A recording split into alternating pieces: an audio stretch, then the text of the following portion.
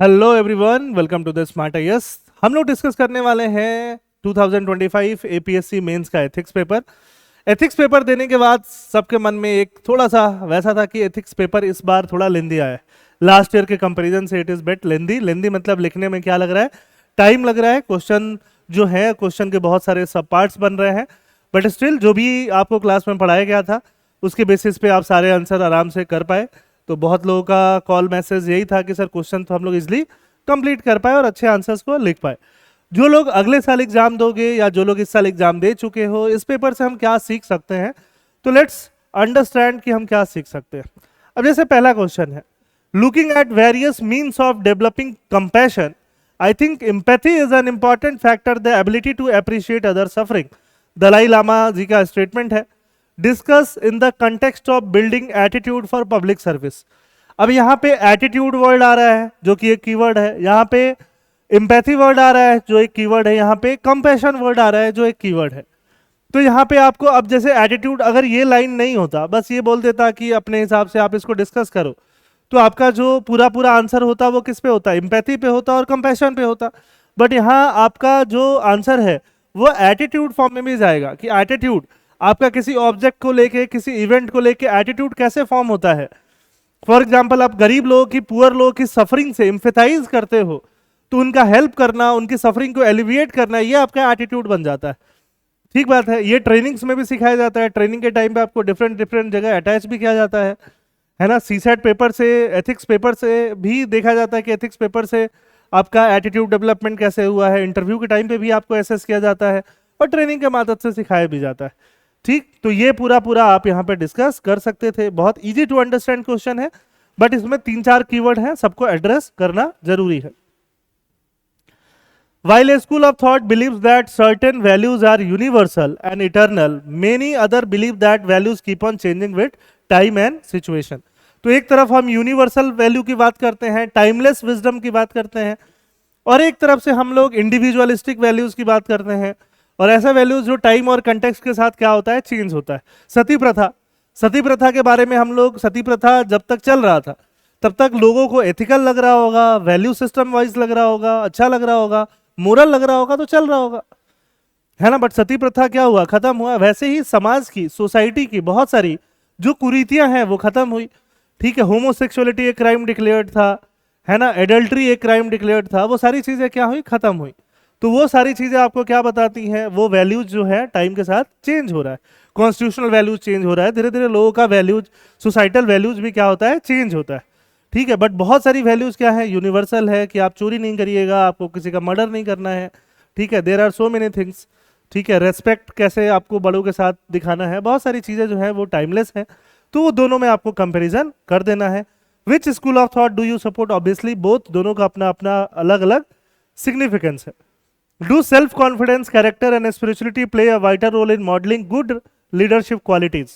तो self confidence yes, character yes, and spirituality yes, तीनों जो है ना, वाइटल रोल प्ले करती हैं एक गुड लीडरशिप क्वालिटीज को मोल्ड करने के लिए। आपको मैंने लीडरशिप क्वालिटीज पढ़ाई होंगी कि लीडरशिप की क्या क्या क्वालिटीज हो सकती हैं।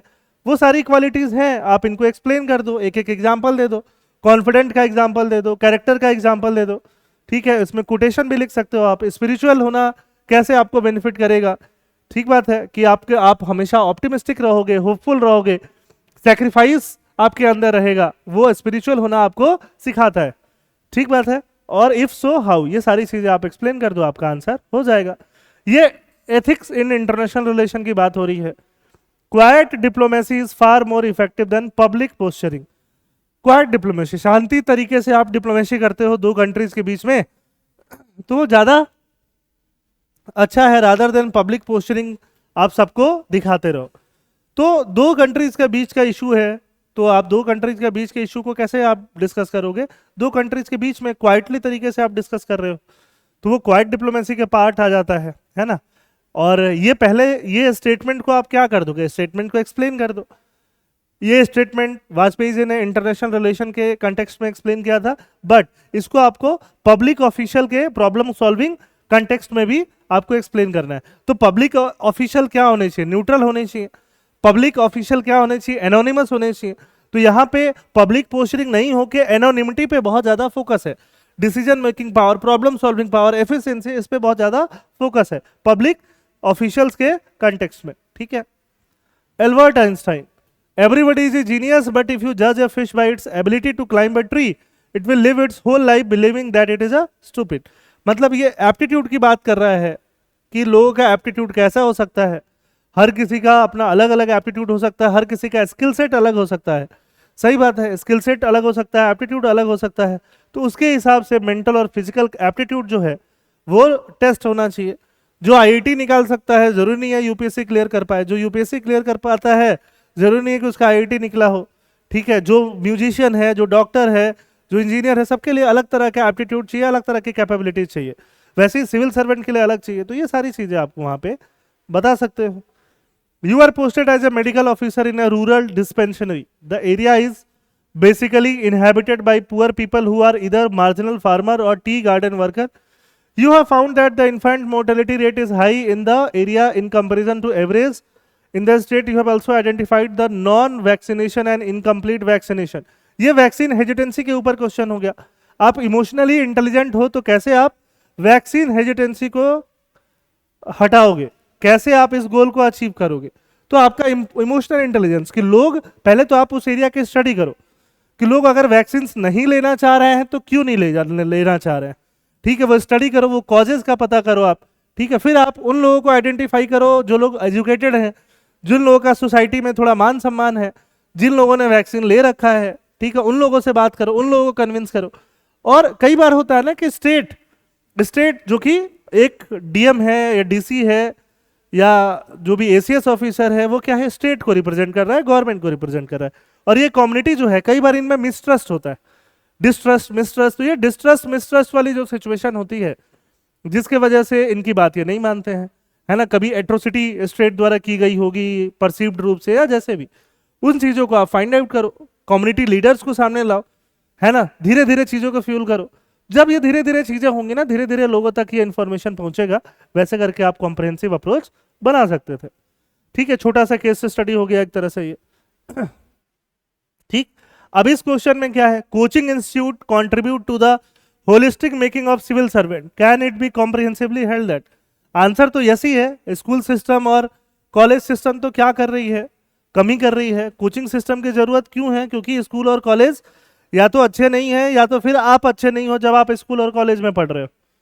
Are these initiative an indirect reflection of lack of creativity and self confident in the aspirant? Elaborate. तो ऑब्वियसली आप यहाँ आंसर में नहीं बोल सकते हो कि कोचिंग से ही सिविल सर्वेंट बन रहा है। आप अपनी होलिस्टिकली आप स्टार्ट करोगे कहाँ से? अपनी पेरेंटिंग से स्टार्ट करोगे कि आपकी पेरेंटिंग, आपका स्कूल सिस्टम, आपका एजुकेशन, आपने जो बुक्स पढ़ी हैं, आपके जो लीडर्स हैं, आपकी जो सोशल प्रॉब्लम्स हैं, है ना, वो सारी चीज़ें आपको हेल्प कर रही हैं। बट कोचिंग्स क्या कर रहा है, वो टारगेटेड गाइडेंस आपको दे रहा है, ठीक है। उसके बारे में भी आप मेंशन कर दो कि टारगेटेड गाइडेंस दे रहा है। कोचिंग्स के बारे में सर्टेन एविल्स बोले जाते हैं, वो सर्टेन एविल्स बता दो, है ना, कि सर्टेन एविल्स कोचिंग के बारे में क्या बोले जाते हैं कि अगर आप बहुत इंटेलिजेंट नहीं भी हो, बट आप कोचिंग में जैसे टीचर आपको पढ़ा रहे हैं, जैसा कोचिंग आपको सिखा रही है, वैसा फॉलो करोगे तो आप एक सिविल सर्वेंट या जो रोल आप चाहते हो उस रोल तक आप पहुंच जाओगे। तो इसीलिए कोचिंग सिस्टम जो है उससे पूरा जो लॉबी है एग्जामिनेशन वाला, वो नाराज रहता है। Are these initiative as an indirect reflection of lack of creativity and self confidence? ठीक है, इसमें यस वाली चीजें भी बोल देना और नो वाली चीजें भी बोल देना। यस वाली चीजें सो दैट कि एग्जामिनर को लगे कि ठीक बात बोल रहे हो आप, और नो वाली चीज इसलिए कि कोचिंग क्या सिर्फ सिविल सर्विसेज में है क्या? कोचिंग क्या सिर्फ आईआईटी नीट में है क्या? कोचिंग क्या क्रिकेट में नहीं है क्या? फुटबॉल में नहीं है क्या? कोचिंग क्या आर्चरी में नहीं है क्या? कोचिंग क्या, है ना, बाकी स्पोर्ट्स में नहीं है क्या? हर तरह की एक्टिविटीज में कोचिंग है। बिना कोच के आप नाम बता दो, अगर आचरेकर नहीं मिले होते सचिन बनते क्या? दिस इज ऑल्सो कोचिंग ना। कोच आपको चाहिए होते, अगर द्रोणाचार्य नहीं मिले होते तो अर्जुन बनते क्या? तो कोचिंग आपको चाहिए होता है ना। तो कोचिंग मतलब स्पेसिफिक गाइडेंस, उसमें आप सेल्फ कॉन्फिडेंस और क्रिएटिविटी की कमी आप बता दो, बट हाँ ऐसा जरूरी नहीं है। एलेबोरेट कर दो, दोनों को बैलेंस आउट करना यहाँ बहुत ज्यादा जरूरी है। कॉर्पोरेट सोशल रेस्पॉन्सिबिलिटी सिर्फ एक एस्पेक्ट है कॉर्पोरेट गवर्नेंस का। कॉर्पोरेट गवर्नेंस मतलब जो जितने भी जो कॉर्पोरेट के एक तरह से स्टेक होल्डर हैं, चाहे उनके एम्प्लॉयज हों, चाहे उनके शेयर होल्डर्स हो, माइनॉरिटी शेयर होल्डर्स हो, सब किसी का एक अच्छा वहां पे रोल होना चाहिए। ठीक है, वही है कॉर्पोरेट सोशल रिस्पॉन्सिबिलिटी। सिर्फ सीएसआर से नहीं होगा, सीएसआर सफिशिएंट नहीं है अकेले में। ठीक है।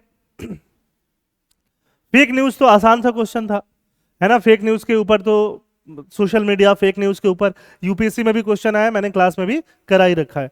ठीक है, fake news, the term fake news and influencer have become a part of present day. What do you mean by fake news influencer? Definition देना है, कोई बहुत बड़ा चीज तो है नहीं। ठीक है, is this wide spread use of fake news an indication of societies overall moral decay? Yes.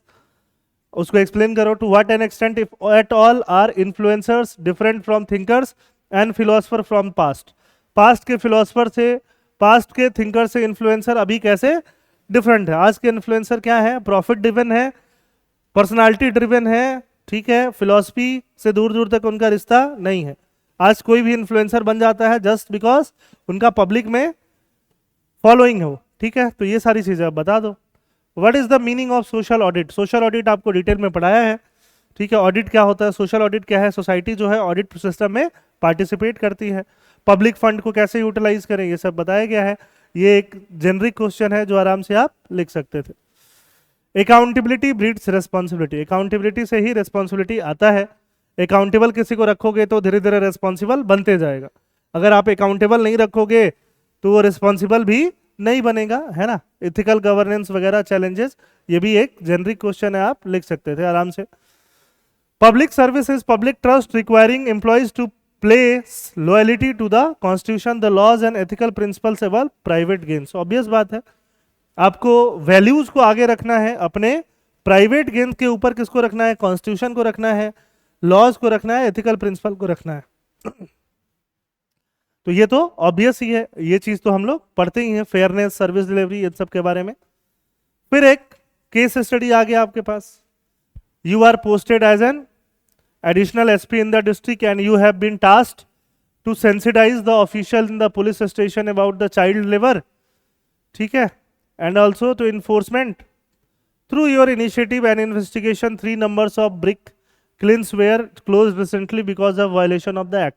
अब यहाँ पे चाइल्ड लेबर की बात हो रही है आपके घर में भी। ठीक है, 8 महीने का एक बच्चा है आपके फैमिली में, आपका सन है, और यहाँ पे एक चाइल्ड लेबर भी, एक स्कूल ड्रॉप आउट गर्ल भी काम कर रही है जिसका एज क्या है? कम है। ठीक है, उसके घर में 5 मेंबर हैं, उसको आप पैसा देते हो तो उसके यहाँ पैसा जाता है। बट बात यह है कि जब अगर कोई लॉफुल चीज नहीं है, कुछ भी हो जाए, लॉफुल नहीं है तो लॉफुल नहीं है, आप उस बच्ची को स्कूल भेजोगे ही भेजोगे। अगर उसकी इनकम पे उसके फैमिली मेंबर डिपेंडेंट हैं तो नहीं होना चाहिए। समझ में आ रही बात? उनकी फैमिली मेंबर के लिए गवर्नमेंट की जो अलग स्कीम्स हैं उनका आप अवेलेबिलिटी कराओगे। देखो, नेशनल फूड सिक्योरिटी एक्ट है फूड के लिए, राइट टू एजुकेशन एक्ट है एजुकेशन के लिए। तो बच्चे का एजुकेशन, बच्चे का फूड, है ना। आयुष्मान भारत योजना जो है हेल्थ के लिए, फूड, एजुकेशन, हेल्थ, ये तीनों गवर्नमेंट स्कीम से ही पॉसिबल है। आप बस उसको इंश्योर कराओगे बीइंग अ डीसी। ठीक है, या एसपी, जो भी डीसी एसपी, आप एडिशनल एसपी, ठीक है, आप उसको इंश्योर करा सकते हो। तो डिलेमा फेस, भले ही कितना भी घर में उसकी बच्ची की जरूरत है, बट वो अगर 18 ईयर्स नहीं है, वो अगर एक माइनर है, तो उसका राइट क्या हो रहा है? वायलेट हो रहा है। और आपका जो प्राइम रेस्पॉन्सिबिलिटी है, प्राइम धर्म है, वो है, वो क्या है? वो चीजें दिलाना है। ठीक है, सेक्शंस एक आध क्वेश्चन ऊपर नीचे हो सकता है जो ओरिजिनल पेपर है, बट क्वेश्चन सेम ही है। It is often held that the teachers play a greater role than parents in shaping youth as good citizen. Yes, Indian culture में तभी टीचर्स का रोल जो है, टीचर्स का रिस्पेक्ट जो है, या टीचर्स का पोजीशन जो है, कई बार पेरेंट्स से ज्यादा रखा गया है ना। गुरुर ब्रह्मा गुरुर विष्णु हम लोग बोलते हैं, क्योंकि रीजन क्या था? ट्रेडिशनली हम लोग देखें तो बच्चों को जन्म देने का काम, थोड़ा बहुत पालने का काम पेरेंट्स करते हैं, फिर वो गुरुकुल चले जाया करते थे। अब उनका जो होलिस्टिक डेवलपमेंट है, उनका मोरल वैल्यूज, उनका सोशल वैल्यूज, उनका एथिकल वैल्यूज, उनका नॉलेज, उनका परसेप्शन, उनका एम्प्लॉयबिलिटी, वो सब कुछ किस पे डिपेंड करता था? टीचर्स पे डिपेंड करता था। क्या आज के दिन में वैसा ही है? एग्जैक्टली वैसा तो नहीं रह गया है, बट आज भी टीचर्स जो हैं वो रोल मॉडल हैं, और काफ़ी हद तक सिटीजन्स के ऊपर और जो भी यूथ्स हैं उनके ऊपर उनका इम्पैक्ट रहता है। ठीक है, तो ये सारा चीज़ आप यहाँ पे एक्सप्लेन कर सकते हो। पेरेंट्स का भी रोल इंपॉर्टेंट है, वो एक्सप्लेन करना है। टीचर्स का भी एक्सप्लेन करना है। The most important human endeavour is striving for morality in our action. Morality के लिए स्ट्राइव करो, ठीक बात है ना, इसमें कोई दिक्कत नहीं है। Morality, our inner balance and even our very existence depend on it. Only morality in our action can give beauty and dignity to life. इसमें एग्जांपल्स दे दो, लाल बहादुर शास्त्री और बहुत सारे एग्जांपल है मोरालिटी से रिलेटेड जो यहाँ पे आप डाल सकते हो। Begging is very common to traffic intersection by some of the members of transgender community. अब ये ट्रांसजेंडर कम्युनिटी और बेगिंग, सोशल स्टिग्मा, एजुकेशन, उससे रिलेटेड क्वेश्चन है, बहुत मुश्किल क्वेश्चन नहीं है, बहुत मुश्किल केस स्टडी नहीं है, इसको आप आराम से लिख सकते थे। Indians always considered environment as mother and believes in its preservation. Environment versus development debate है, बहुत easy question है, ठीक है। Is this statement justified in present day scenario of damage to the environment? Environment का damage हो रहा है but हमें सस्टेनेबल डेवलपमेंट पे फोकस करना ही होगा। और ये सॉलिड वेस्ट मैनेजमेंट, जो सिटीज में आपका कचरा होता है उसको कैसे ठीक किया जाए, उस पर केस स्टडी है, ठीक है, कैसे कैसे आप उस केस स्टडी को दूर करोगे। और last, you are posted as an additional district commissioner of a district. District is identified as aspirational district. Aspirational district का कॉन्सेप्ट नीति आयोग में आपको बहुत पढ़ाया गया है, वो आपको पता होना चाहिए था एस्पिरेशनल डिस्ट्रिक्ट क्या है, तो फिर आराम से आप इसको आंसर कर सकते थे। तो क्वेश्चंस कुछ भी, एक भी टॉपिक, एक भी कीवर्ड ऐसा नहीं है जो आपने नहीं पढ़ा है, आपको नहीं पढ़ाया गया था, ठीक है। अगर आपने स्मार्ट आईएएस में पढ़ाई करी है तो बस मैं आपको ओवरव्यू दे रहा था। आपको करना क्या है, एक चीज और बता दूं, this paper is tougher than इस साल का यूपीएससी का पेपर। तो पेपर जो है ना, एथिक्स का पेपर अगर आपने अच्छे से लिखा है तो रेस्ट एश्योर्ड कि आप यूपीएससी के लिए भी प्रिपेयर्ड हो। इस साल का अगर आप एपीएससी मेंस दे चुके हो तो अब बारी है कि आप यूपीएससी के लिए नेक्स्ट ईयर के लिए प्रिपेयर करो। आपका सिलेक्शन बहुत डिस्टेंट नहीं है, ठीक है। यहाँ 60 पेज लिखना है, वहाँ तो 50 पेज ही लिखना है। तो ये सारे टॉपिक्स जो हैं आपके नोट्स में, आपके क्लासेज में, आपके टेस्ट पेपर में हर जगह कवर किए गए हैं, सारे कीवर्ड, सारे टॉपिक कवर किए गए हैं। तो आई होप आपने आंसर अच्छे से लिखा होगा। एक ही चैलेंज रहता है कि सर क्वेश्चन पेपर थोड़ा लेंदी रहता है तो कंप्लीशन में इशू आता है, जो मैक्सिमम लोगों का आता है ना। तो अगर आपने घसीट के भी लास्ट 2-3 आंसर लिख दिए हैं, या मैक्सिमम आपका एक क्वेश्चन अगर छूट भी गया है, then also it is okay, although it is advisable कि आपका नहीं छूटे तो अच्छा है, ठीक है। तो this is the ethics paper for this year, है ना। और बाकी तो आप पढ़ाई कर ही रहे हो। जो लोग आगे के लिए पढ़ रहे हैं उनके लिए बस एक ही चीज़ बोलेंगे, जो क्लास में पढ़ाया जाता है पढ़िए, उसके अलावा आपको कुछ अलग से करने की जरूरत नहीं थी। ये एग्जाम के पहले भी मैंने बोला, एग्जाम के बाद भी आपको बोल रहा हूँ, ठीक है। थैंक यू, फिर जय हिंद।